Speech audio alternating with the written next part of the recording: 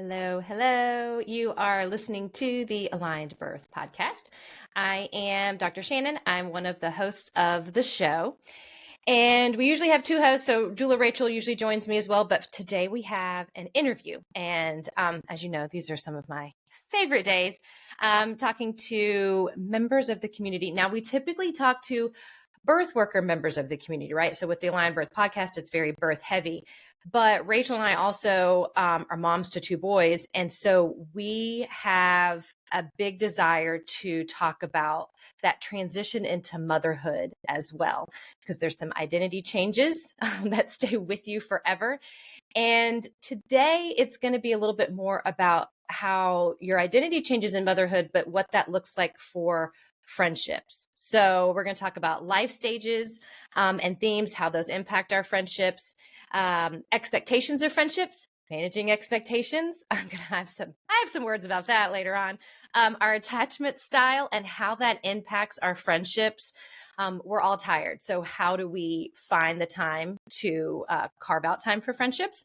And then how do we handle friendships that fade during motherhood as well? So those are some of the things that we're going to talk about with our amazing special guest, Mazi Robinson. And she is a licensed professional counselor and speaker specializing in helping women discover their true voice as they navigate self-worth, self-esteem challenges, relationship concerns, and life stage transitions. In addition to her work as a therapist, she maintains an active speaking schedule, presenting workshops on topics such as anxiety, self-worth, healthy relationships, communication, personal growth, leadership, and mental health awareness. She's the founder and director of Cultivate. Through its counseling center and community gatherings, Cultivate encourages women to cultivate joy, courage, and freedom in their lives as they pursue emotional, relational, and spiritual health. She lives in Atlanta, Georgia, with her husband and two sons, and she is an avid Friends fan and loves dinner on a porch with friends.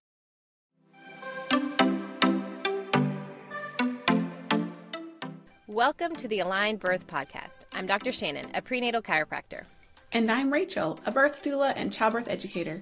Together, we're here to bring you conversations about pregnancy, birth, and motherhood. From cesarean to VBAC, hospital to home births, we've experienced it all. We are high school friends who reconnected through our shared passion for health and birth. As moms to two young boys, we've both changed careers after our own transformative childbirth experiences. Join us as we discuss the importance of a healthy body and mind throughout pregnancy, birth, and into motherhood. Our goal is to provide fun, interesting, and helpful conversations and interviews that inspire learning. When your body, mind, and intuition are aligned, you can conquer anything. Sit back and relax, or grab a notebook and take some notes, or maybe listen as you enjoy a walk. However you choose to listen, we hope you enjoy this episode of the Aligned Birth Podcast.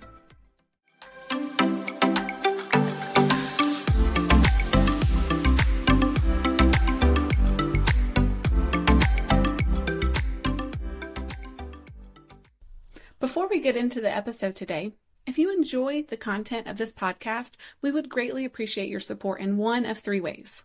First, leave us a review or give us a 5-star rating. Your feedback helps us reach more listeners and make a bigger impact. Second, you can sign up for our newsletter. By doing so, you'll be the first to receive new episodes and exclusive bonus resources straight to your inbox each week. Lastly, you can become a direct listener supporter. Running this podcast requires significant time, effort, and resources. Your contribution, no matter the amount, helps us continue providing valuable content to a wider audience. Simply use the links in the show notes to make your donation, sign up for our newsletter, or leave us a review. Every contribution matters and is sincerely appreciated. If the Aligned Birth Podcast is a part of your weekly routine and you love what we are doing, please consider supporting us through one of these three options. Your support will create a ripple effect, allowing us to reach more listeners and make a lasting difference.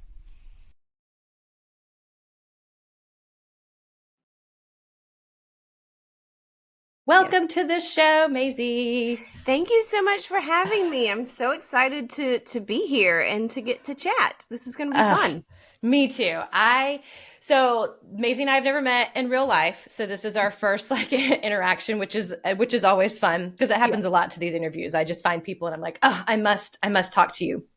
And I found you through mutual friend, Dr. Megan Toops. Oh, and yes. so that's how this started. So Megan, I had her on the show, episode 79. You have to listen to it. Hers was because she's also a counselor as well, a therapist. Yeah. She did Embracing the Imperfections of Motherhood and Turning Anxiety into Awakening. It was a fascinating episode. But that's how I found you. Oh, wow. And then you had posted something. I went back and wrote it down. And it was March of 2023. We're recording this towards the end of November 2023. And it was about a gathering that you did, and it was talking about friendships. Yes. And I feel like I was like that annoying person was like, love, like comment. Like I was like all of these things. So when I saw that, I was like, we have to do this. So I don't even know where I want to start with talking about it. Maybe the shifts of identity and motherhood, how you got into this, and the Cultivate gatherings that you do. Like where should we go with this? Well, we can start with motherhood if you would like. Yes. Okay, yes. So the shifts of identity in motherhood, this is just huge. I would say the two biggest shifts that women experience in their life are motherhood, if someone chooses to be a mother, and then midlife, which every woman will go through.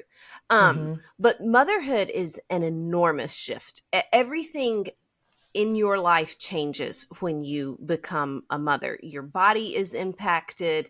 Your relationships are impacted, your priorities are impacted, your responsibilities are impacted, your schedule is impacted, your availability is impacted, your interest, like there is no part of your life, your entire being that is not impacted by motherhood. And I think sometimes that can be surprising for people for women once they become a mother, of just like, wow, my entire life is impacted. I thought this area of my life would remain the same, but nope. And so that can be an enormous adjustment, or an enormous part of the adjustment of motherhood, of just realizing, no, everything is impacted. And I don't mean that you have to then sacrifice everything on the altar of motherhood, but everything is impacted, and how you choose for it to be impacted, the degree, that's kind of your choice and the way your life is set up.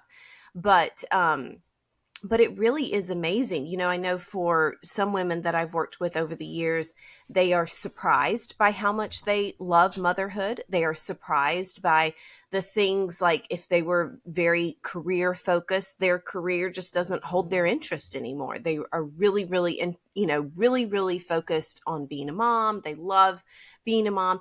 And then the opposite, which is its own journey of someone who desperately wanted to be a mother. And then once they have children, they realize, this is not quite what I totally thought it was going to be. Or I'm realizing maybe I'm not a baby mom. I think my time to shine will be like when they're 6 to 8, because there are stages of motherhood. There are the stages of motherhood too. Wiring.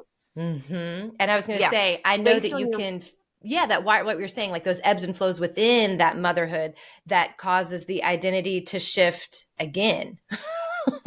Yeah, absolutely. And based on how you're wired, you may enjoy some stages more than others. You may be a teenage mom, you may be an elementary school mom, and so there's that factor.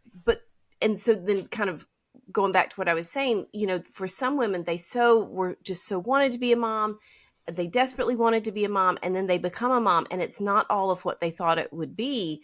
And that can be very unsettling, and just, whoa, okay, I thought my identity was going to be motherhood. And so I'd kind of been moving towards that end, but I don't think I want my identity to be motherhood. So then what does it look like to have multiple identities, which I think is ultimately the journey for a lot of the big journey of motherhood, of what does it look like to play multiple roles, to play multiple identities, because, no matter what it is, it's never good to put all of our eggs in one basket and be like, this is my thing. This is who I am. I am a mother. I am an attorney. I am, whatever. And so learning to do that juggle. And kind of have them mesh together in a way, so it's not like what you were saying, just that one, holding on to that one identity. And I've worked with moms who knew that they kind of expected, just based on how they had reacted to things in life, kind of expected that the transition to motherhood was going to impact their mental health. And so we got them set up with like counseling beforehand, because it was kind of like this transition is going to be big, and they kind of knew and anticipated it. So that's like a little counseling plug. But I remember that very distinctly. And I was like, man, you're so self-aware. Like, that's awesome to know, not that it's going to happen, but to prepare for it as a just in case, and to set yourself up for success while you're prenatally, and then to help with that postpartum time period, which is so big. That's really big. Oh, absolutely. And I think that's wonderful when women can think ahead like that, of just like, this might be a thing for me. So let me just go ahead, even before, the baby has been born, let me just go ahead and explore who I might want to connect with or have on call, so to speak. Because again, as you might think, yourself in and out. But once you become a mom, there are things give yourself, get a teenager and see. Yeah. That's where I'm at right now. Exactly. Yeah. Exactly. I mean, I remember just having my first child, like, and I'm saying like he was weeks old, months old, like early motherhood. I never realized how important it was for me to feel competent. And when, as a new mom, I'd never breastfed before. I didn't do a lot of babysitting, so I'd really never taken care of a baby before. I'd never tried to get a baby to go to sleep. I had never, like all these things. And the not feeling competent, like I knew how to master this problem, that was huge for me. And I never realized how feeling competent was clearly a value. Really important. Yeah. Really important. And just those things of like, oh, part of the struggle I'm feeling is, yes, I'm tired, and yes, this and that, but I don't feel competent. And so that really hits on like my sense of core self. And so that was a really interesting that's why thing. It feels so deep, or feels so personal sometimes. Yeah. No, that makes sense. That's almost like using that feelings wheel. Our pastor talked about this at church the other Sunday. I've talked about this so many times, where it's like, you might be like happy, sad. We have those, but like there's other there's other feelings on that wheel. So it sounds like too, saying, okay, I know I'm tired, but what's it really boiling down to, and hitting on deeper. Right. Exactly. What, like, I know I'm tired. I know I'm stressed, but there's something deeper here. Let me get curious about it. And then when I had my second, because I kind of knew, I knew the basics. My second baby was a little bit of a different infant in the very beginning, but it was like, I know what to do. So, yes. You're like, I feel more competent now.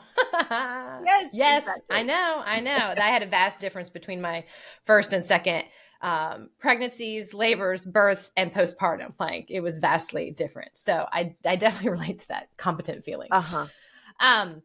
So let's talk about, and we've kind of touched on this as far as the baby stage, the really young stage, baby stage, toddler stage, coming up into like, they get a little bit self-sufficient. So there are stages in motherhood. And so maybe let's touch on some of how those stages of motherhood impact friendships, and how motherhood can, I got to maybe shift some of your priorities. You're talking about like, I identify as all these things. And if you are a friend and then you throw in motherhood to that identity, sometimes it can be hard to maintain that same degree of what you were able to give to those other relationships. So maybe we can chat on some of the stages of motherhood, and then how that applies to friendships.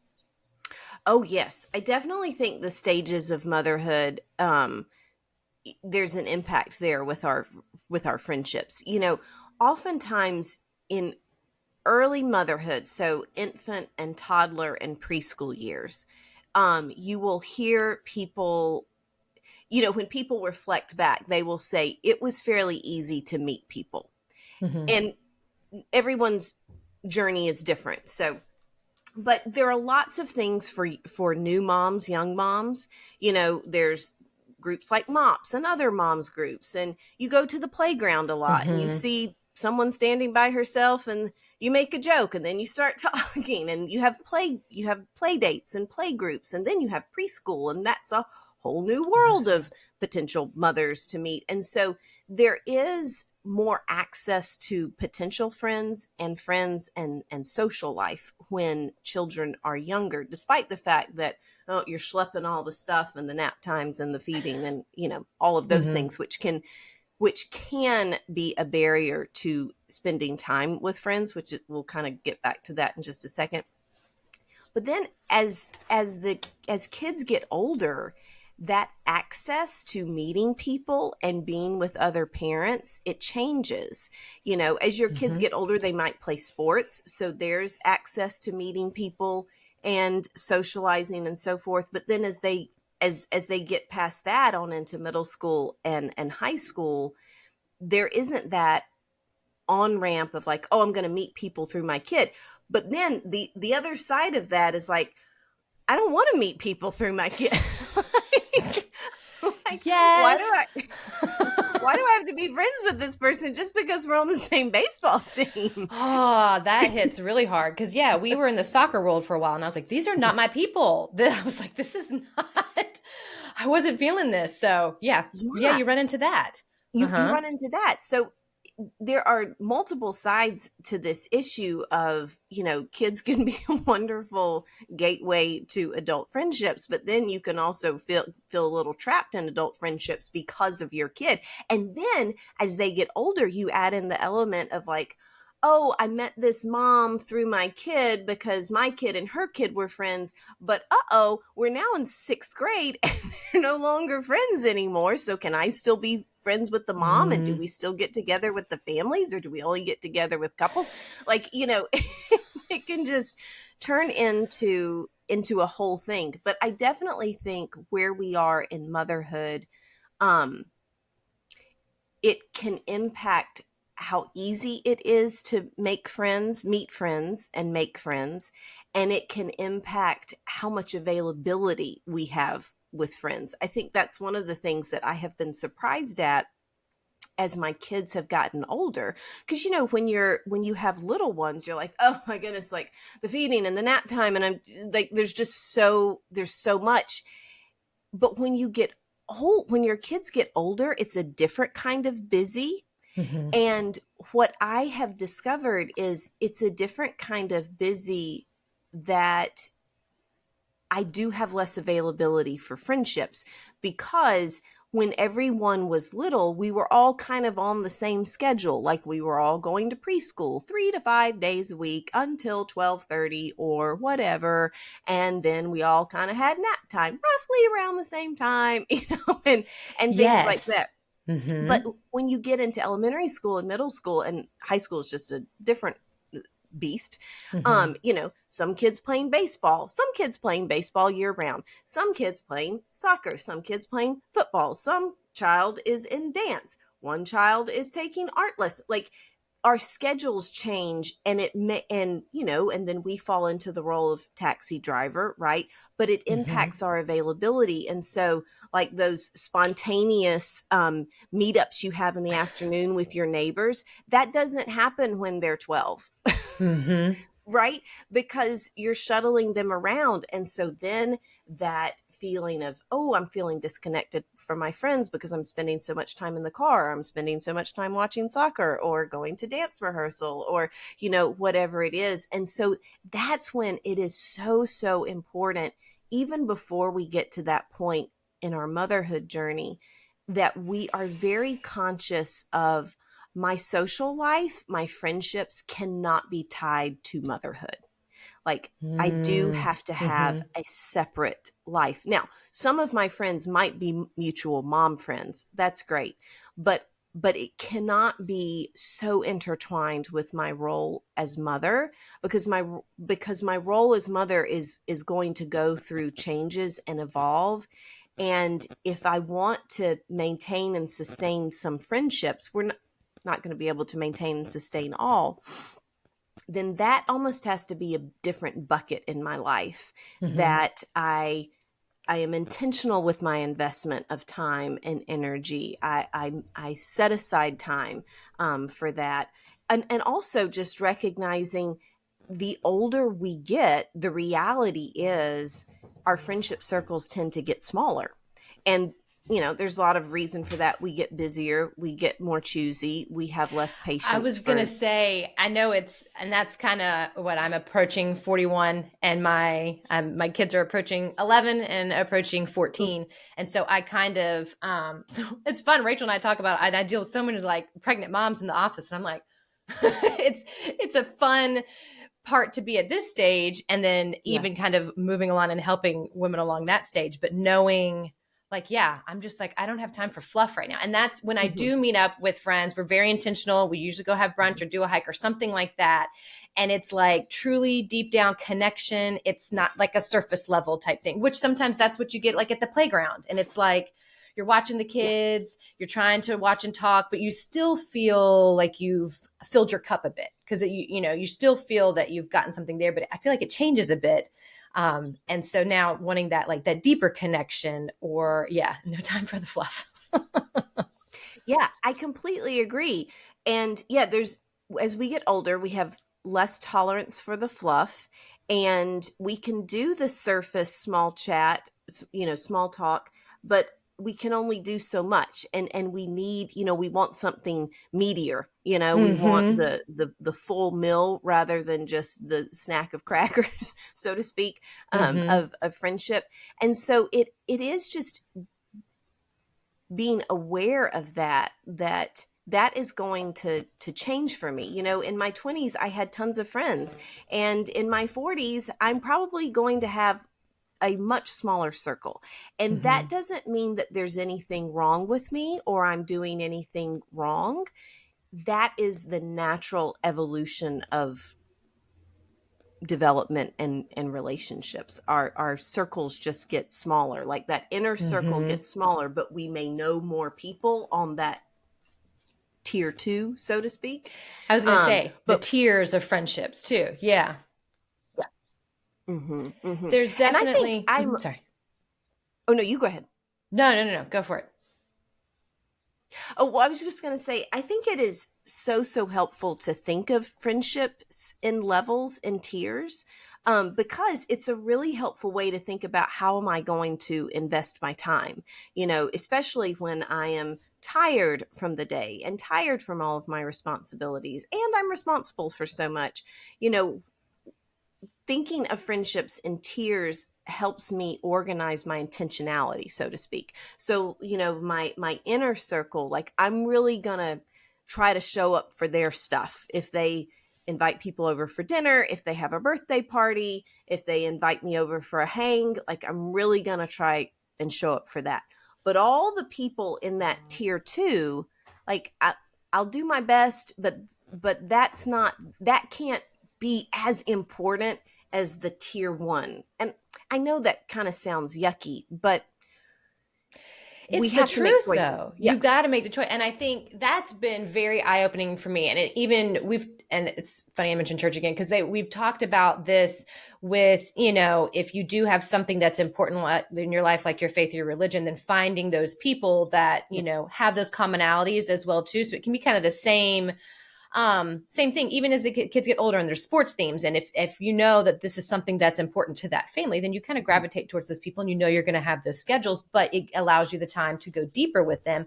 But the tiers, I think, was very eye-opening for me too, because not everybody needs access to you, like the really deep, vulnerable parts, and then, and I feel like that changes with motherhood too. So maybe younger, you are, reaching out, or at the early seasons of motherhood, and maybe you do have more friends that you do, because you can sit around with play dates and talk, and like mommy and me groups is a little bit easier than, running around toddlers and stuff like that. So then maybe you do have more people that you can go a little bit deeper with. But I feel like that those tiers change in the aspect of like, who am I willing to really be super vulnerable with, well, maybe vulnerable, but like to go deeper with.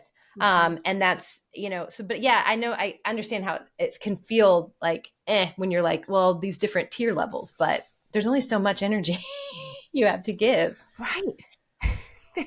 There's only so much energy and there's only so much time, and you can't make it to all the things, and it's, to your point, you can't share with all the people. Like, that's just not going to be wise or safe in all instances. And so really knowing, okay, who are the people that I can go to about these things? And even within that inner circle, you may find that I can go to Betty with these things more so than Sally. And just knowing truly who my people are in the different ways that I need in my life, I think can be really helpful. Definitely. Now, okay, let's go. So kind of along those lines of, what was one of the things you had posted? You had these 5 takeaways from the gathering that you did on friendships. And I'm going to put the audio to the gathering that you had, I'm going to put in the show notes because I listened to it while I was cooking dinner one night. And it was so good. I wrote, I have a whole page of notes, and that's how I came up with the outline for this. So I didn't want to totally recreate that show or that gathering that you had, but it was so good. But one of them, you talked about your past friendships influence our present day friendships. And I thought that was because sometimes, maybe this is just me, but I have a feeling it's not, where you feel like you're like, man, I am dealing with the same friendship stuff I thought I was over with in high school. Sometimes it can feel like that again as you go through the seasons of motherhood and you go through the seasons of friendship. So when I read that was one of the ones I was like, oh, so you mean we need to deal with you're telling me I need to go to therapy and deal with those past things because that's influencing the future. So I don't know. Let's chat about that. Oh, yes, for sure. Our past friendships most definitely influence our present day friendships. One of the things that I often say is there's nothing new under the sun. And I know that's a passage from scripture, but there's truly nothing new under the sun. Like anything that activates us in the present day is rooted to something in the past. The way we get triggered or hurt or bothered by things, it's not spontaneous. It doesn't just appear from out of nowhere. It is connected to something in the past. And so if you have a previous experience, let's say in middle school, you had in middle school is just its own beast. Yeah, definitely. It is a beast. And I didn't like it the first time I went through, and I am not enjoying it the second time. No, we're almost done with the first round, but we start the second round next school year. So I know. So let's say you had the horrible, unfortunate experience in middle school of you were the victim of some mean girls, or you had a friendship that the friend was very hot and cold. Like all of a sudden one day you would get to school and she would just not be talking to you, and you would ask what was wrong and she would say, and you would never know, and then one day she would start talking to you again. That leaves a mark, right? Mm-hmm. That leaves a scar. And so it makes then a lot of sense that when you become an adult, if you're at a play date or if you're at a mom's dinner and you see somebody you know pretty well, and for whatever reason they seem a little cold and distant, your mind is just going to start spinning of like, did I say something? Did I do something? Are we okay? I'm a 46-year-old woman. I feel uncomfortable asking that because I sound like a child. I sound like a middle school girl. And it's all connected to that kind of original wound or that old wound of having been in a hot and cold relationship. And so then that kind of gets to kind of this bigger picture of our attachment style really impacts our adult friendships. And this is something that more people are starting to talk about, but But it's so helpful if we can think about it in this way, because normally with attachment style, we think of it as it relates to parenting. Right. And, I want to create a secure attachment with my child. And so I'm going to do all these things. We think of it as parenting and early parenting.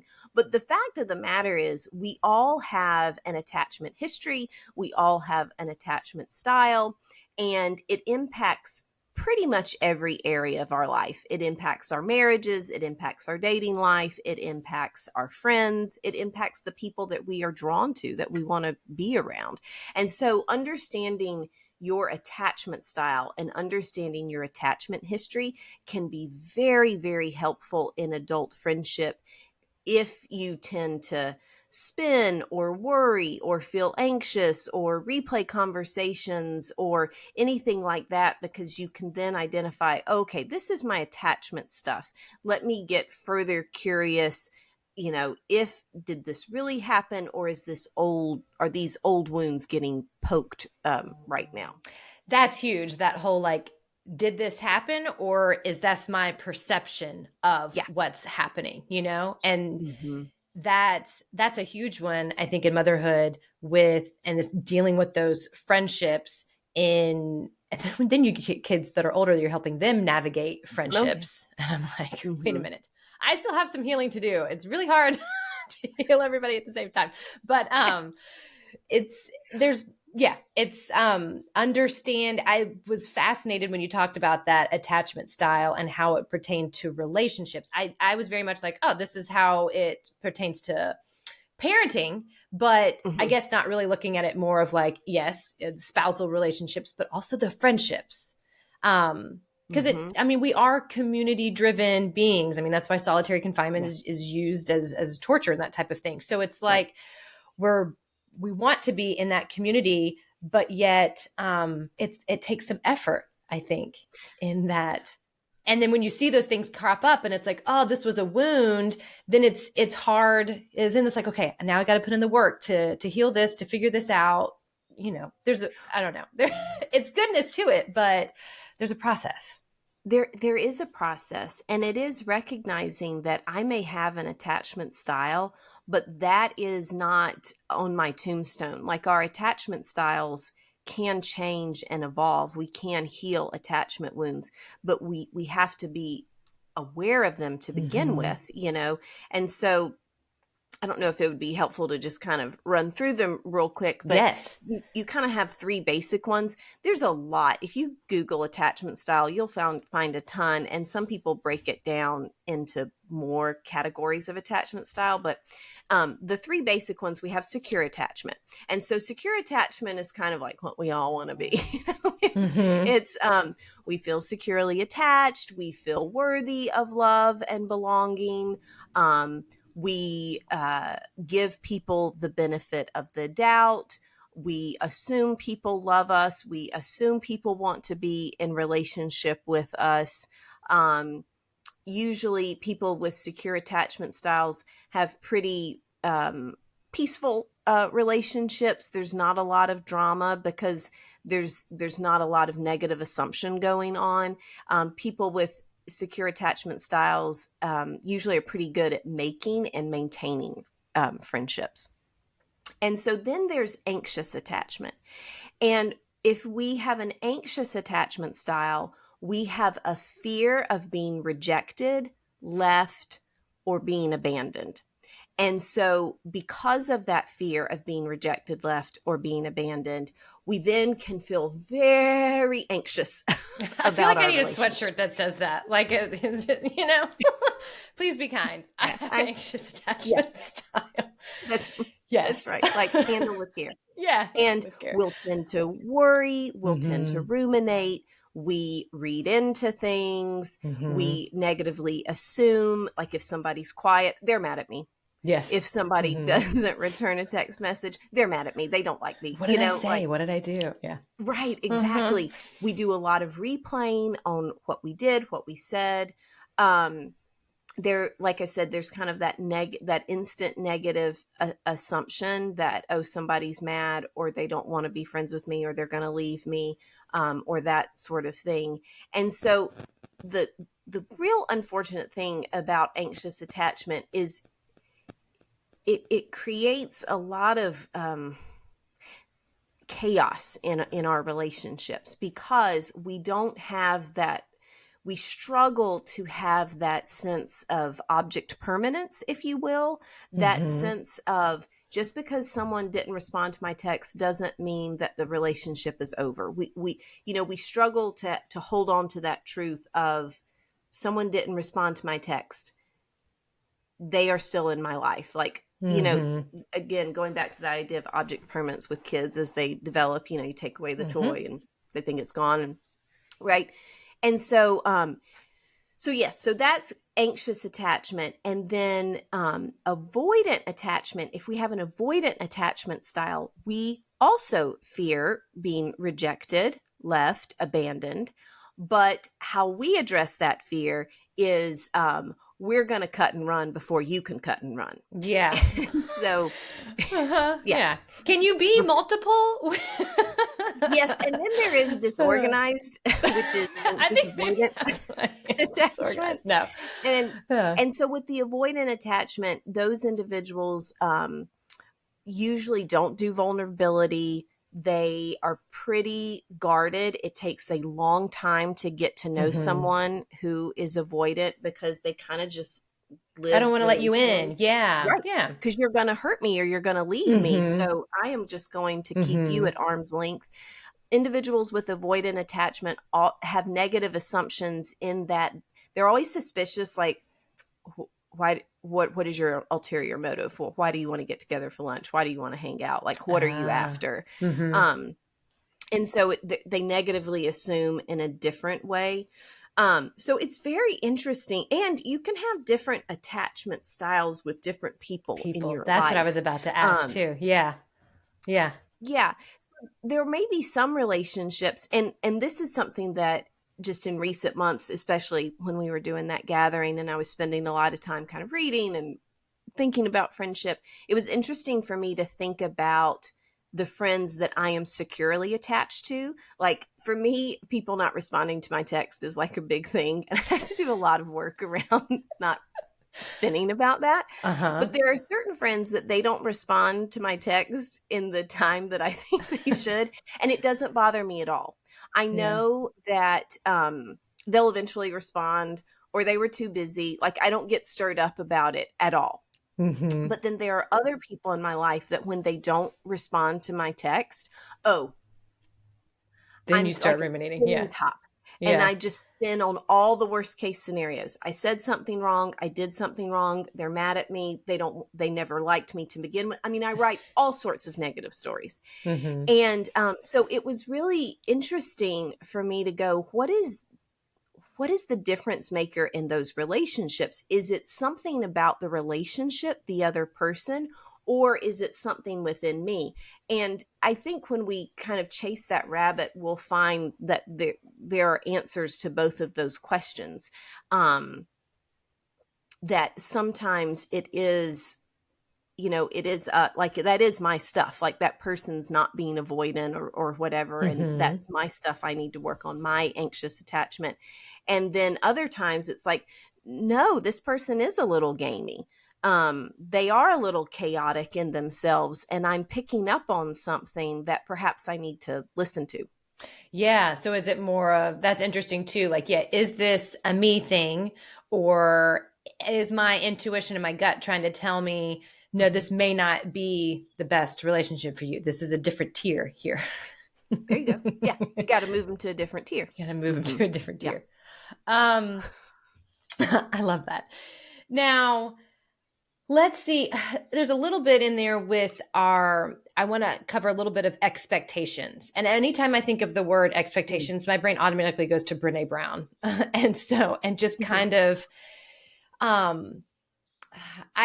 if I look back on my life, I think a lot of the trouble that I might ruminate with or create in my own head has to do with the expectations that I had, whether expectations of this is what tier you were at and this is how I was with you, and we weren't at the same tier, so that can be an issue, or just expectations of, okay, well, I thought I was giving this and I was expecting this in return. So maybe chat a little bit about expectations, but maybe managing them, or what we can do to help that be a little bit better. Oh, yes. Expectations are big in friendship, and especially when we're not aware of our expectations. That's always fun when you get slapped in the face with your expectation. Yeah. Right. Yeah. And, so often I do feel like for a lot of us with friendship in particular, unless we are kind of into personal growth and development, we aren't fully aware of the expectations we have until they have not been met. Mm-hmm. And then we're aware of the hurt and the anger that we Exactly. feel. That is exactly it. Yeah. And so again, I think with a lot of this, it is just beneficial to sit with yourself, and when you're driving in the car, like, what are my expectations of friendship? What are my expectations of specific friendships? And is that realistic given my past experience with this person, given their present day context? Is it realistic to is it realistic for me to think that Betty Boo is going to be able to instantly reply to my text all throughout the day? No, that's not realistic for Betty Boo's life and schedule and where Betty Boo is in life. And so then that is my job to manage my expectations of the friendship. And then there are certainly instances where, no, that is a realistic expectation, and that expectation isn't being met in that friendship. And so then that opens the door of, well, then do I bring this up in the friendship, or do I not? And I think that's a case of, going back to Brene Brown, you share with friendships who've earned the right to hear. You share your hurts with friendships that can bear the weight of the share, and some friendships just don't have that depth, and therefore it wouldn't be wise for many reasons to go, you really hurt my feelings when you don't return my text messages. But in other friendships, that would be a very vulnerable bonding thing of like, oh gosh, I didn't realize that was a thing to you. I will do better on being conscious of that. So yes, those expectations and knowing when they're realistic, given your past experience with a friend, their present day context, your present day context, is really, really helpful. And then, there may come a point where you have to surrender some expectations. And that doesn't mean surrendering expectations doesn't mean tolerating mistreatment.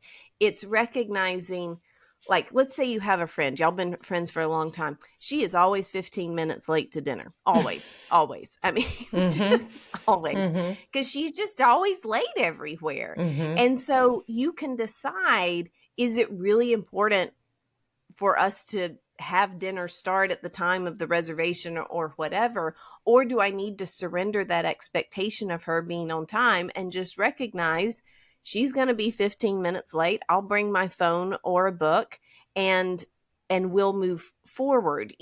Does that kind of make sense what I'm saying there? Of Definitely. Yeah. I think it's worth it though, if something does come up with those, or when you realize it was the thoughts and feelings and emotions that you're having based on a friendship interaction. If you look at it, well, maybe I was expecting something, or even if it just comes like, I wasn't expecting that, then it's like, okay, maybe dig a little bit deeper into, does that hit on an attachment style, that you have? Like, you thought you were secure, maybe you weren't secure. And then it can open up even more into, okay, well, why do I have that attachment style? Or that, what you even said earlier, the past takes you back to like middle school aspect of things. And I know I have dear friends that I've been able to chat with about like my reactions to things. And we've been able to cycle through, I mean, obviously outside of a licensed therapist, which I highly recommend, but but that gives you the vulnerability with other friendships too, to go through that and kind of go through, okay, well, this is the root cause, or this is where, that started. So I guess it's just a prep for moms listening to this, whatever stage you're in, you're going to have, you might have something come up with your expectations that you just have to manage.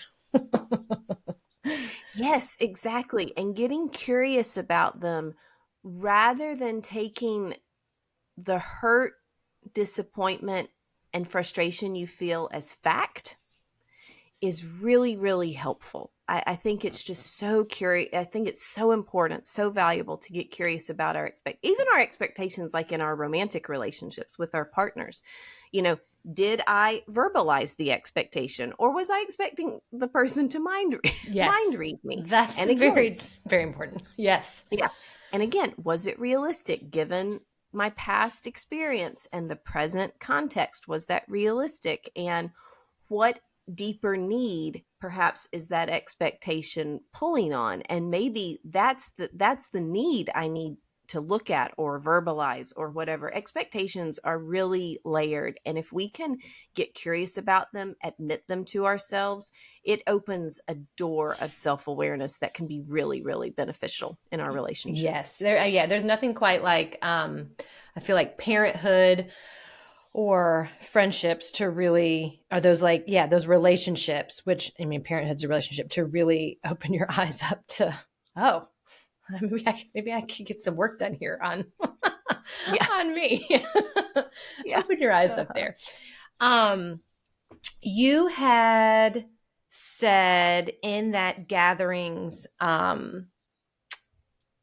event that you did, and you did talk about you can change the attachment styles. I had written all of these little notes down. But I think you had defined friendship as someone who bears witness to our life. Or I remember writing that down, and I was like, that's such a pretty way. Maybe I should have opened the show with that, to just say, like, this is why, these relationships are worth it and important, and like we had already said, we're not created to be solitary beings. So I guess all of this to say too, like, it is worth the work that goes into fostering these friendships. So now we run into the aspect of, like, we're all tired. Everyone's busy. I feel like at this point, I'm like, I was busy, but I don't even say that anymore. Cause like, we're all busy. I don't even care what stage of motherhood you're at. You can be an empty nester and you're still busy, because there's just a lot going on. So because we want these friendships, these people to bear witness to our life, I don't know. I don't want to say, like, how do we find the time for friends? But there's a struggle there. So what do we do with that, and how, I guess, carving out that time and scheduling it, outside of that, but what can we do? Yeah. And that's, again, going back to what we've just, something we've discussed before. That's where I think this tier mindset can be really helpful, because yes, there are friendships that we can go years without seeing someone. We can go months without talking to them, only the occasional exchange of a meme. And then we see them and we pick right back up where we left off. And I have a friend like that. She's a friend from college. She lives in New York. We rarely see each other. We don't talk on the phone, because I don't really like to talk on the phone. We exchange text messages here and there. But when I do see her, it is the absolute best.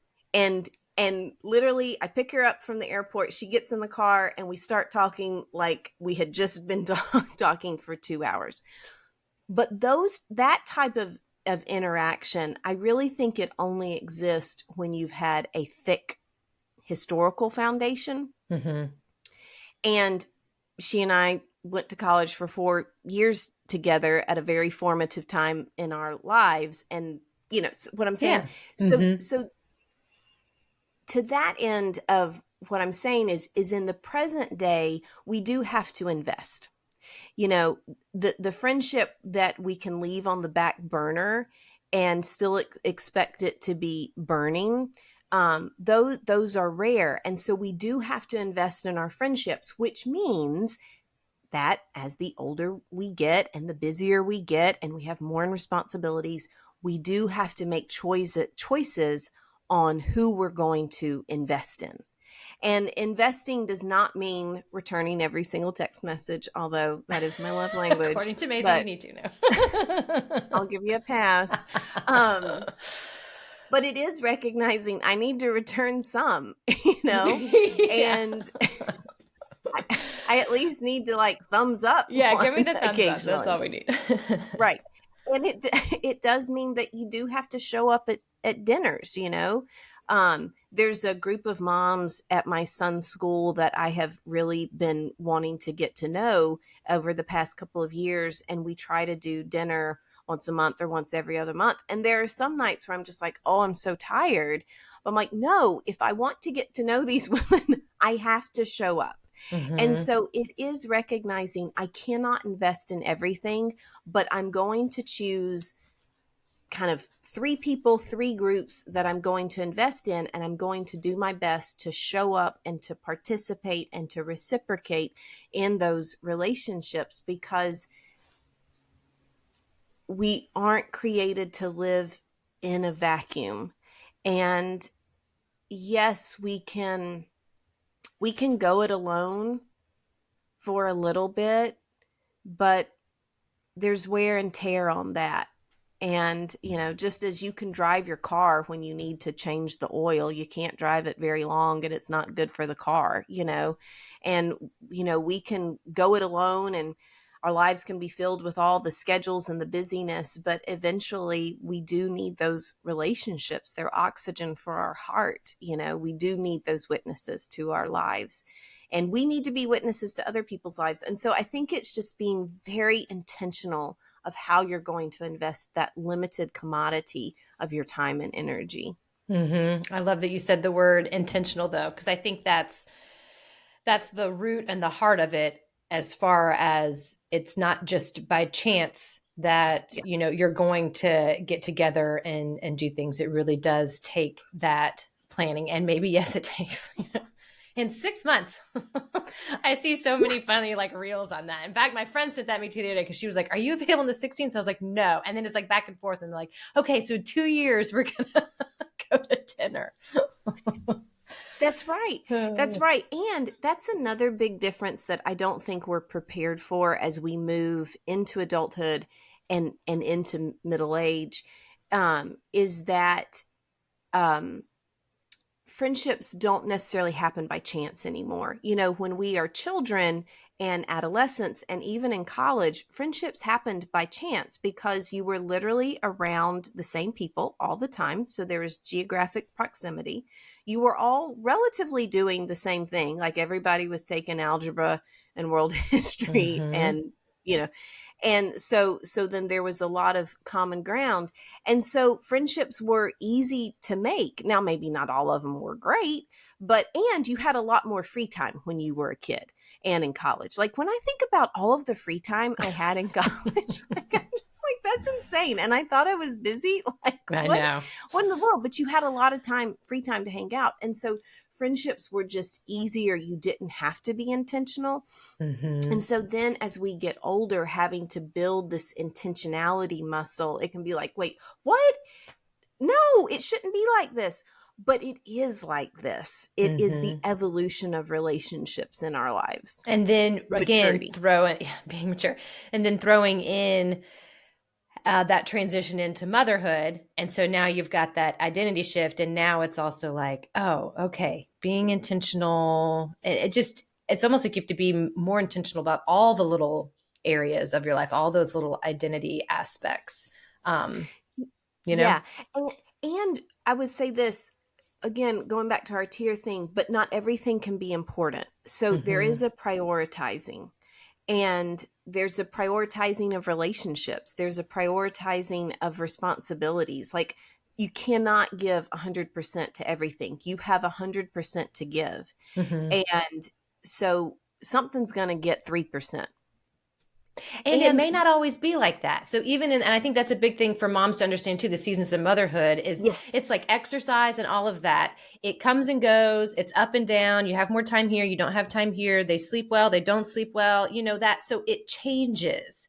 that level of what you can only do 3% here, but that's just for now. Don't beat yourself up on that. Yeah.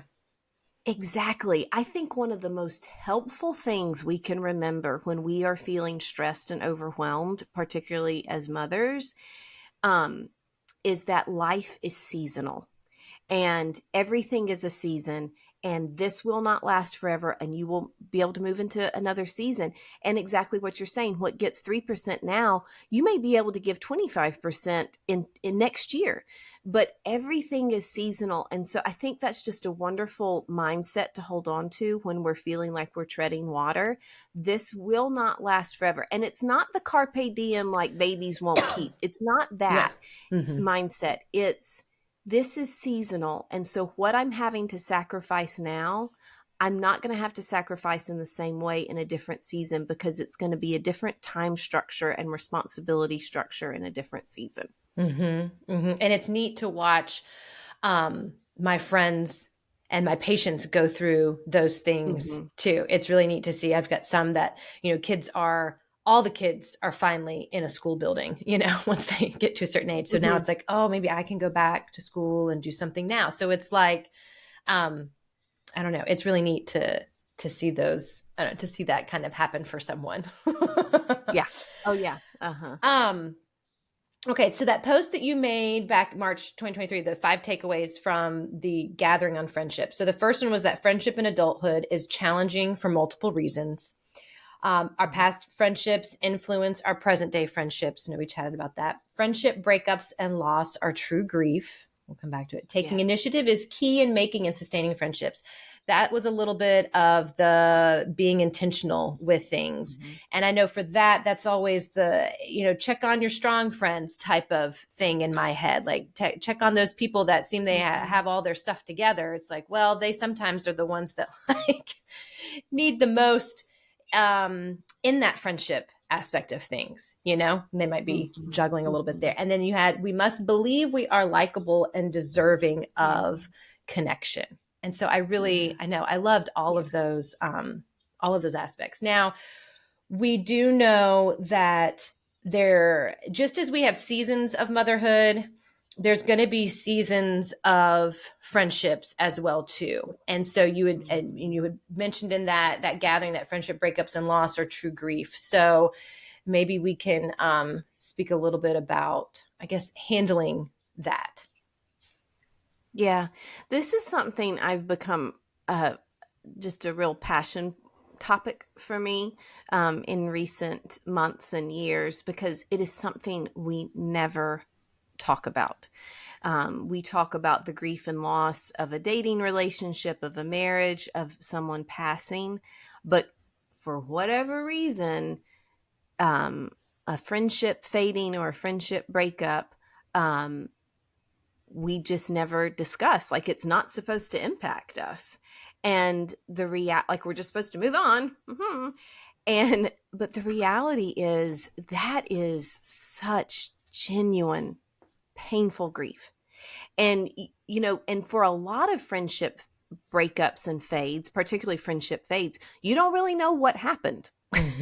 It's just all of a sudden you're not as close. All of a sudden you're not talking. All of a sudden you're not hanging out, and you're really not sure. And so with our friendship fades and breakups, it's so easy to fall into the spiral of rumination, and you lay awake at night and you replay the last conversation, you replay the last time you hung out, you replay the history of the friendship, and what about this, what about that? And so often we don't talk about friendship fades and breakups with really anyone. So we are grieving and hurting and suffering truly alone. And we don't talk about it for a lot of reasons. One, we may have mutual friends, and so we don't want to gossip and be the one, who's dogging another person. Two, you may feel embarrassed. Like, I'm this old and someone doesn't want to be friends with me, like, what does that say about me? And so you don't want to share because maybe you feel some shame or some embarrassment. And then maybe like, well, if I do share what happened, maybe if I share with Jane's going to be like, well, Maisie, you shouldn't have done that. And then I don't know then what to do, and so we suffer in silence with this loss, and it is true loss. And one of the things that, that I've kind of discovered, and as I've talked with people about there are a few things that we can do when we're experiencing a friendship fade or a friendship breakup. It is very important to talk about it with someone. And this is where a counselor can be very helpful, or another friend who's maybe not in that same social circle. And I would say be very mindful how you talk about it. In that, talk about your feelings of sadness, your feelings of confusion. Don't get spun up in rehashing the details, because when we rehash the details, the events, that leads to rumination, and we're literally like a duck swimming in a pond. It doesn't get us to peace and freedom. But if we can talk about our heart, I feel so sad, I don't understand. It brings up when I was in 8th grade and, Evelyn stopped talking to me and I had no one to sit with at lunch, really like digging deep of like, this is impacting me. Again, let me get curious about all the things that it's touching on and let me share it with another person. I also think it's important with ourselves to just name, this is grief. Like the reason that I'm ruminating, the reason that I may be swimming in some regret, the reason that I'm so sad, the reason that I'm having trouble focusing, the reason I may be snippy with my family is that I'm grieving. And all of these are normal symptoms of grief. And I've lost something that was really important to me. And then I think the third thing is it's really important to then surround ourselves with people we feel safe with. When we've got kind of a wound right here, we want to then spend some time with people who are going to be gentle with the wound. The inclination for some of us might be to just kind of withdraw from everything because we're so hurt by the friendship loss. But it's really important to put yourself in the circles, in the paths of people that you trust, that are safe, because it reminds your spirit if you may be struggling, particularly if we struggle with anxious attachment, a friendship fade is going to decimate our worth. We're going to I'm not worthy of love. I'm unlovable. Like it just slashes it. And so if you have an anxious attachment style, to then put yourself in the center of friends who do know you and who do love you, it helps you regain that footing of, okay, nope, I am lovable. I am loved. Does that make sense? Kind of there? Definitely. No, but that's why I was glad you had it listed on there, because this is a part of life. And I think, within that motherhood aspect of things, that you'll have things that come and go as it pertains to friendships, whether it fades or ends. I mean, I think COVID brought about a little bit of some of the friendship fade, because it was like, oh, I didn't realize we were on complete different spectrums of whatever was going on in the world. Again, that doesn't mean that you can't be friends, but if it was something enough that was big enough, then you have that, mechanism of injury, speaking from my work standpoint, but you have that reasoning there. You're gonna navigate those things. And if you don't, your kids are going to navigate those things. So then you're going to have to navigate it anyways. Yeah, absolutely. Or like as your kids age and become teenagers, people end up having very different parenting styles that previously were very much aligned in how they raise their kids. And that can lead to friendship fades. And that's painful on many levels. But yeah, I totally agree with you. COVID really opened the door to a lot of friendship fades for a lot of reasons. And it's really been interesting just in my practice. I've been practicing for 17 years. So I feel like, I can I've been around long enough to see trends and so forth. And prior to COVID, it was only occasionally that people would come in and talk about friendship fades and breakups, or friendship in general. But since COVID, that has been such a common topic. It's really been interesting. That is to see that. interesting. I know, to kind of see how it impacts our friendships. Okay, so let's okay, so you said you've been doing this work for 17 years now. I know. I didn't even get into like, oh, how'd you get started as a licensed professional counselor?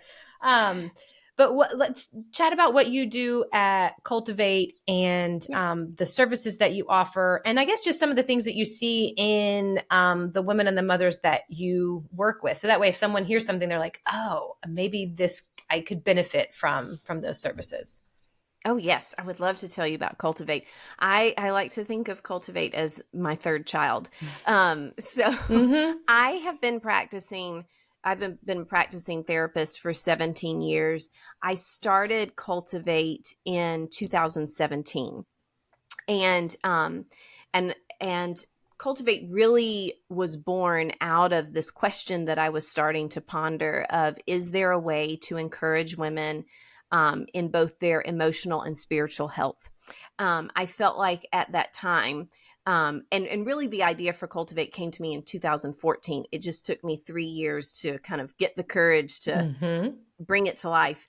And but at the time in 2014, I was just noticing that women seemed really hungry for deep truth around emotional and spiritual health, not like the cookie cutter bumper sticker, platitudes, but just a real searching, a real thirst for knowledge. And I felt like, there are obviously people out there doing great things with emotional health, and obviously church and religious organizations, with spiritual health, but I didn't see anyone doing both, or at least the way that I thought it should be done. Yeah. and so for the next 3 years, I really brainstormed on what that would look like, how we could serve the women of Atlanta. And so Cultivate kind of went through lots of different iterations in my mind. At one time, I thought it could be an online network to find counselors in the city. I thought it could be retreats, quarterly workshops, book clubs. I mean, just lots of different ideas. And so then I finally settled that it would be a gathering for women. And so I reached out to a couple of friends of mine, kind of shared the vision of what these gatherings could look like. And so in 2017, we held our first gathering, and it kind of defied all hopes and dreams of prayers of what it might be. We had hoped that 35 women would come, and 125 women came. And it was just, kind of just such an abundant answer to a lot of prayer and daydreaming for 3 years. And so from there, we decided to keep holding the gatherings. We felt like, okay, this is meeting a need in our community. And so we continued to hold the gatherings, and the gatherings are always centered around a topic that hits on both emotional and spiritual health. We've held nights on, how to address anxiety, friendship, how do we heal, what would you tell your younger self, et cetera, things like that. And then in 2018, the next year, I started thinking, well, where are we going with Cultivate? I tend to be overly goal oriented. I always got to know where I'm going. And so I was like, well, where are we going with this? Now that we've started now this, that where we're are we here, going? now where are we going? Yeah. Yeah. Exactly. Is it to just get more people in the door? What's the goal here? And so then one day it hit me, Cultivate Counseling. And it is amazing because I was a practicing therapist with a practice that I had never thought of opening a counseling center with Cultivate. It just, of all the ideas I'd had, and to you instead it was separate. It was totally separate in my mind. Yeah. And so in 2018, we opened Cultivate Counseling. And so Cultivate Counseling now has 8 therapists, including myself, on staff. We specialize in working with women and couples. Our mission is to encourage women to cultivate joy, courage, and freedom in their lives as they pursue emotional, relational, and spiritual health. One of our distinctives at Cultivate is that we offer affordable counseling. And so what that means is that our counseling fees are just a little bit lower than Atlanta in-town counseling fees. We believe that We believe in accessibility. We believe everyone should have access to excellent mental health counseling and should have the opportunity to live free of their hurts and wounds and to step into the life they were created to live. At Cultivate Counseling, all of our therapists specialize in different areas. So we have therapists that specialize in addiction and recovery, anxiety, depression. We have a perinatal mood disorder specialist on staff who's wonderful, grief and loss, divorce recovery, emotional abuse, narcissistic abuse, toxic relationships. We all work with self-worth, self-esteem challenges, relationship concerns, and life stage transitions. We have individuals who work with professional executive women on work-life balance, midlife transition. Basically, our goal is to be able to walk with a woman throughout her adult lifespan, through all of the transitions that she may experience, from entering college to young adulthood to marriage, motherhood, midlife, empty nest, retirement, etc. And we are located in Buckhead. And so that's a little bit about, and we still hold our gatherings. I was going to say, I wanted you to ask, do you still hold your gatherings? Because I think you do. Yeah. We just had our holiday gathering in November, and that was lovely and so fun and got us all ready for the holidays. And we will hold our next gathering sometime in 2024. We haven't set the date yet. Yeah. I love it. Now, you also send out newsletters, because I get yours. It's Thoughts for Thursday emails. I highly recommend going to the website. I'm going to put your website in the link to the show notes, because that's really good. And like I said, I'm going to link. Do you have links on your website to the recordings of the other gatherings, or is that something you do regularly? Yes. So if you go to the gatherings page on our cultivateatlanta.com website and you scroll down, that's where I have the links to some of the previous gatherings, and that friendship gathering is there. Yeah, because I'm going to put the link to the friendship one, because it was, again, I didn't want this episode to be like, oh, let's just redo what you guys talked about in that. So hopefully we hit on enough different stuff, but it was really, really good. So I love the services that you provide. I love the information that you put out, because it definitely, I know it was speaking to me. So I know that it's speaking to a lot of other moms, as far as it pertains to like identity and all the things that come along with, all the unexpected things that come along with motherhood that you're like, I didn't know I was going to need help with this. So yeah, I'm so excited. Thank you so much for being on the show today. Like I said, thank you so much for having me. Yes. And then I'm going to put all the links to things in the show notes so people can reach out to you. And again, thank you so much. Thank you. Bye.